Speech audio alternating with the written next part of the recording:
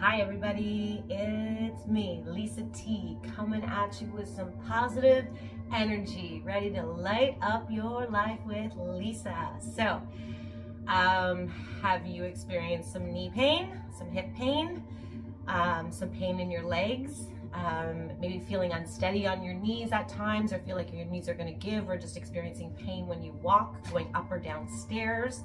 Well, let's talk about that. So, the knee. Okay, so we want to be stretching the quads out. We want to be stretching the quads and the hips.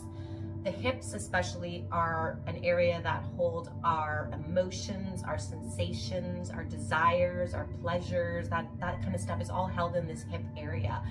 It's to do with our second chakra, our orange chakra. It's just about 2 inches below your belly button. We can do some breathing work on that chakra to help open it up on another video. I'll get back to that. But in the meantime, why it's important that I let you know that it's our emotions, sensations, desires, and pleasures. So when we're going about our lives, if there is a disrupt in that, if we're feeling a lot of emotion come up, not emotion, a lot of grief emotion, if we're feeling a lot of sadness, if we haven't expressed that grief, if we haven't expressed anger, if we haven't expressed our joy to its fullest, so if we haven't expressed our emotions, and I corrected myself there because I don't like when people say, oh, you're getting emotional just when we're crying. Our emotions are so much more than our tears. I'm getting emotional when I'm getting excited. I'm getting emotional when I'm experiencing some anger, frustration. So all of those are getting emotional, not just to tears. I resent that, or not resent it, but I want to correct that out in the world. So our emotions. So when we're having a lot of emotion inside of us, but we're not expressing it in a healthy way, it can get stuck in this area. So that's one thing to look at energetically when you're having hip and knee. And the reason I speak about this area when we talk about the knee is because we are going to be talking about stretching the quadriceps today. So we're going to be stretching our quads. Now the quads go up and attach into a bone, that bone that pokes out on either side of your body here. Well, mine pokes out, maybe yours doesn't, but that pokey bone. So the quads cross the hip joint. And so when we're stretching the quads out, we're also helping the hip, and we're looking at the front of the hip. In other videos, I've done a lot of glute stuff, so scroll back through my videos, and you want to be releasing the glutes as well. Muscles are smarter than us. They are constantly recalibrating to get balance. So if this is the front of your hip and this is the back of your hip, so this is your glutes, and then this is the front, the anterior part here where the quads cross over. If this is tight on this side has no option except for to tighten to try and balance out.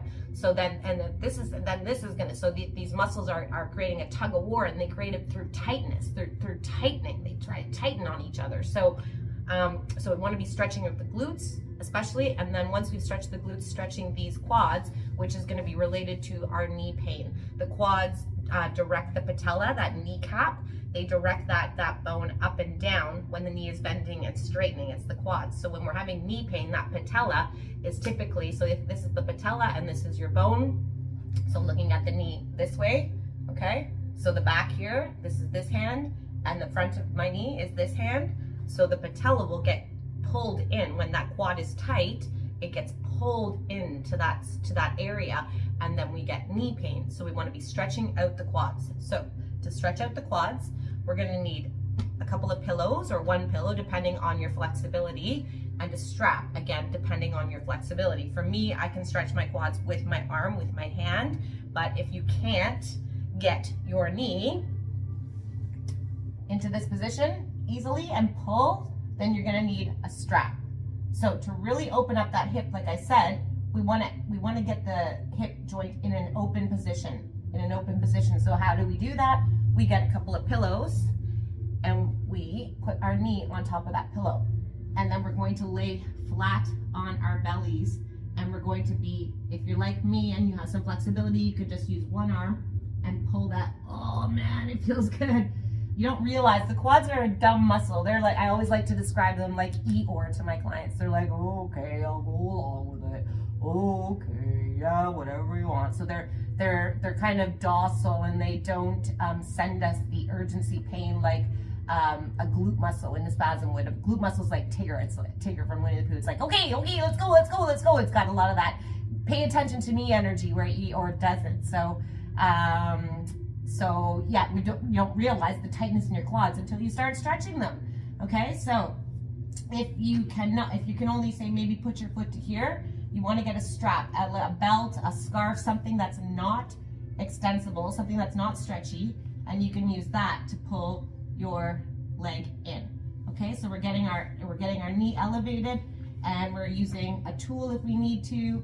If not, and you're getting flat. You want to get flat on the ground in a completely relaxed position. You want to have everything else disengaged, all your abs, all your back muscle, have that all disengaged, not firing, not contracting, totally relaxing.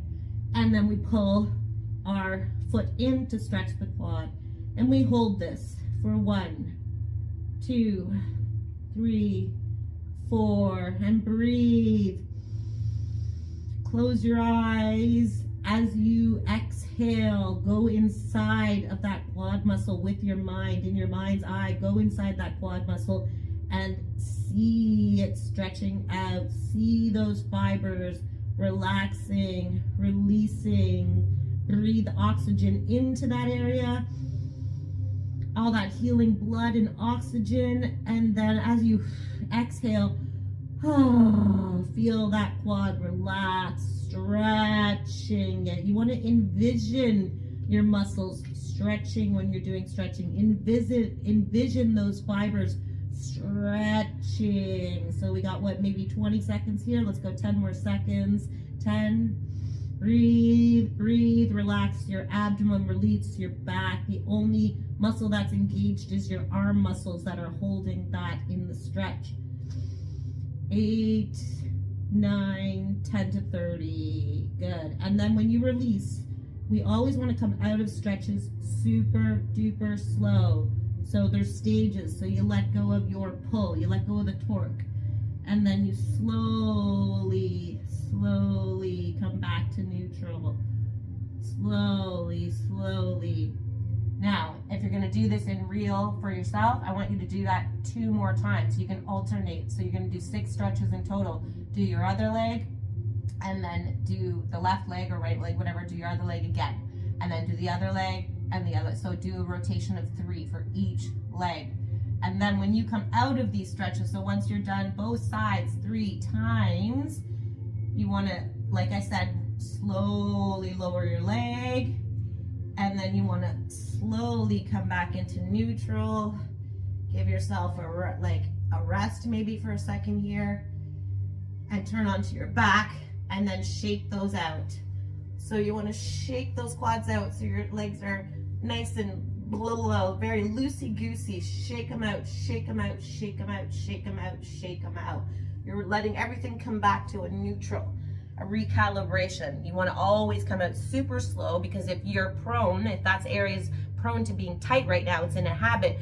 When you come out, you don't want to come out too fast, because you can freak the muscle out and it's like, oh God, and it will tighten again. So you want to maintain the stretch that we just facilitated by coming out super duper slow. Okay, so that is a quad stretch for knee pain. Doing it 30 seconds, a real 30 seconds, and while you're doing that, you're breathing in through your nose and out through your mouth, and you're envisioning these fibers.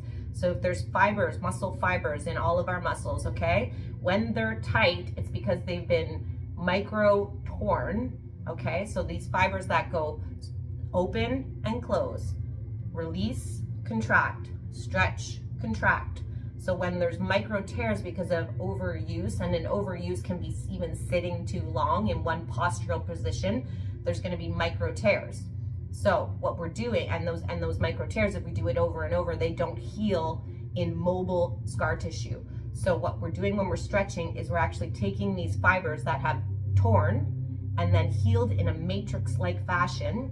We're taking them in the stretch, and you're envisioning pulling that apart. So that's why you feel a stretch, because you're pulling these fibers that have matrixed healed. You're pulling them apart, and then you're making, once you've pulled them apart, then they are now a mobile mobile tissue, mobile scar tissue, and it's just micro torn. So it's very, very, very small. So we're making them sure that they become mobile again and not stuck in this matrix position. Okay, so there is a short and sweet for knee pain. Thanks for watching. I appreciate you all. And again, my name is Lisa T. I'm an RMT Bioenergetics Facilitator, intuitive healer, and I'm here to help you heal and live your best life. Please hit subscribe. Please hit the like button if this video was helpful for you, and keep on watching for more. Thanks for watching.